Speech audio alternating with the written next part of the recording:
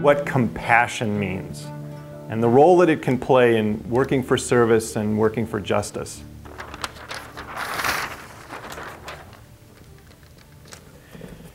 And the first thing I want to say is that the word itself is an important sort of window into its meaning. Think about it this way. Compassion, to literally feel with. Now the word actually comes from the word to suffer with, but I want to suggest it's bigger than that. It's about feeling joy as well as sorrow and challenge. And I want to offer you three ideas about compassion, about what it means to relate with people in that way, to live in that way. And the first one has to do with the idea that compassion is not the same thing as pity. I want to say that very clearly. Compassion is different than pity. And I'd like to share the following example to illustrate the difference between the two. And it happened to me several years ago when I got to know about a person in my church community who was diagnosed with a form of cancer. And it wasn't somebody that I was really close to, but it was somebody that I'd been on a committee with for a while, and I had known her for a while, and so I was feeling bad about it. And I wanted her to know that I cared about what she was going through. Now, there were a number of weeks and she was having chemo and radiation. And then one Sunday, I was up in the balcony in my church community. I looked down, and there she is, sitting there with her husband. And I thought, I'm going to go talk to her after Mass. Worship service got over. She's heading out the far door. I'm coming down the steps to try to catch up with her. I get about 10 feet behind her, and I say, Janet. And she turns around, and there are tears in her eyes. Now, I was all ready to say, Janet, I feel bad about what you're going through. I'm keeping you in my prayers. But I wasn't ready for the tears. I wasn't ready to see that she was in that level of pain. And I just froze. And her daughter was with her, and I had her daughter as a former student. So I quickly turned and said, Marie! You know, it's just like this sort of knee-jerk reaction. I started talking to Marie. Fortunately, there was another member of our church community that was right there, was going to be talking to Janet anyway, and so they have this conversation. I get to the point where I've calmed down enough. I turn to Janet, express my sadness about what she's going through, give her a hug, tell her that I'll keep her in my prayers. I was ready to feel pity. I wasn't ready to feel compassion, to really imagine what it was like to be in Janet's shoes. And I don't beat myself up about that, but I recognize that there's a difference between those two things, and that what she really needed was more than just the pity I could offer, the sadness for her that I could offer. She needed a sense that I was willing to feel what she was feeling, and that's what compassion is. And it's challenging. The second thing I want to suggest is that compassion and living compassionately is different than doing something for people.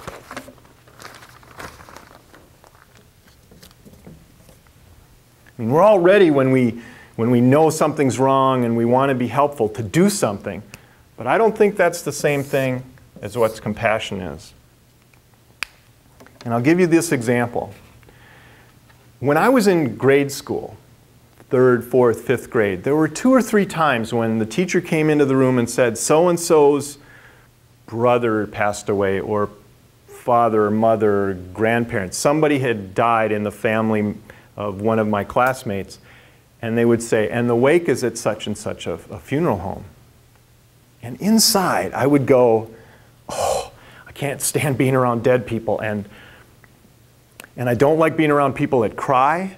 And I couldn't possibly say something that would take all of the pain away from people that are going through this. And I'd think, well, maybe it's just better if I didn't go.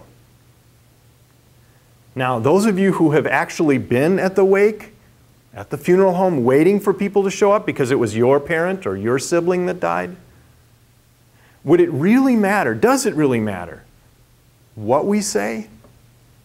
What I've always been told, is no, it really doesn't. What really matters is that you show up. And what I think that means is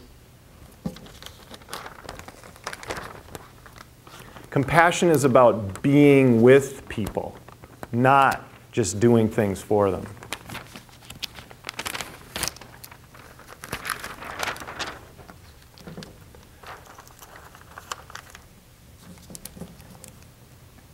It's about being willing to go to the funeral home and just be there. It's about being willing to go to the food shelf and just be there. It's about being willing to go to the nursing home and just be there. You know, yeah, I'm going to need to do something while I'm there, but it's our presence more than anything that matters. And I was reminded of that once when I heard about this study that was done with college students. They took a group of college students and they immersed their arms in ice water, and then they gave them complicated math problems to solve. Maybe seems like a kind of a strange thing to do, but what they were doing was checking how do people handle significant stress, because that's what your body does when you get your arms in ice water and what your mind does when you get a complicated math problem. And they put half of these students into a room completely by themselves, and the other half went into rooms individually, and in that room was somebody that they had previously identified as someone that they believed cared about them. But that person was told, you cannot say or do anything. You can just sit there. And they measured the results. Who did the math problem better? And what they found is that the people who had someone else in the room did them better. Even though that person didn't say or do anything, they just sat there. Because the presence of another person that cares is empowering. We don't feel as alone. We need that from each other. Finally, compassion is obviously not the same thing as being judgmental.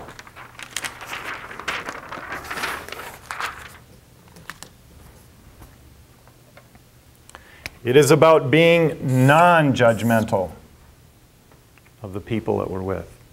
And, you know, a lot of us know that we shouldn't judge others and that we should be accepting and all of that, but I don't know if we always realize just how deeply those judgmental attitudes go. And I was reminded of that several years ago. I had just started my work at the St. Cloud Technical College, and I was looking at community organizations that the college had not yet connected with where students might be able to do some service learning work.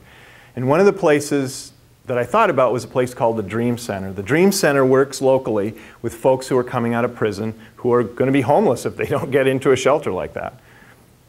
I had worked on homelessness a lot in the years leading up to that. I had volunteered at a number of shelters. I had taught about homelessness, perhaps more than any other specific issue. But I'd never been to the Dream Center, and so I called up Pastor Mike. I said, can I come over and talk to you about what's available to students at the Tech College, and can I get a tour? I've never been there before. He said, fine. I got over there, and he wasn't there.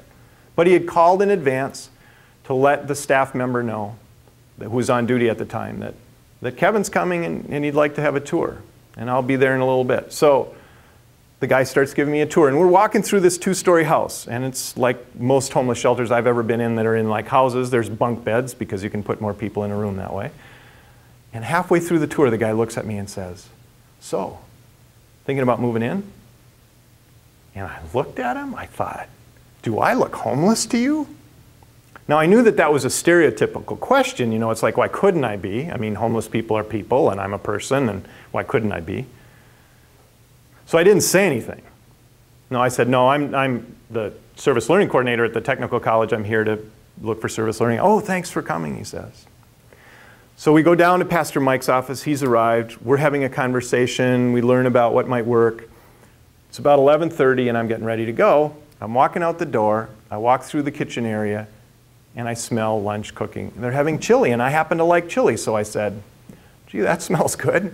And they said, hospitably, hey, do you want to stay? And I said, sure. So I got into line and I got my food, my chili, my sandwich, my fruit, my dessert, my beverage, and I sit down across the table from somebody who, I mean, it's a homeless shelter, folks. I'm assuming this person's homeless.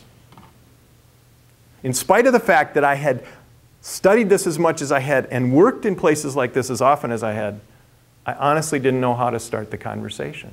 And you might say, well, that's kind of strange. But think about it. What are the default questions that adults use when they first meet somebody? Where are you from? Well, what does that sound like to a homeless person? I wasn't going there. Another default questions we as adults use is, what do you do?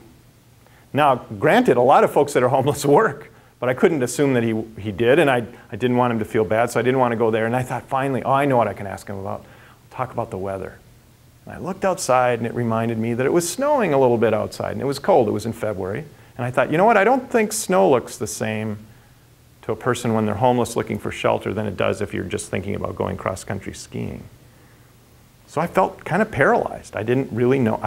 How do I start this conversation? Finally, he did, and we talked about all kinds of normal things, right? I think it was football and a number of other things, and I mean, because people that are homeless are normal human beings, right?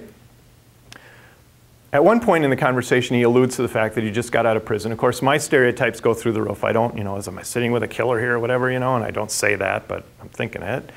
And then he says, so, are you thinking about moving in? I'm like, do I look homeless to you? I didn't say it, but I felt it, thought it. And I knew that it was a stereotype. No, I'm the service learning coordinator from the St. Cloud Technical College. And I'm here, and I explained that, and he was like, oh, thanks for coming and helping us out. The meal got done. He reached over and thanked me with a handshake. I was ready to dive across that table and give the guy a hug and say, thanks for healing me. Thanks for helping me realize just how deep that judgmental stuff is that pulses in me, and help me to get a little bit beyond it. That, I think, is what compassion is as well.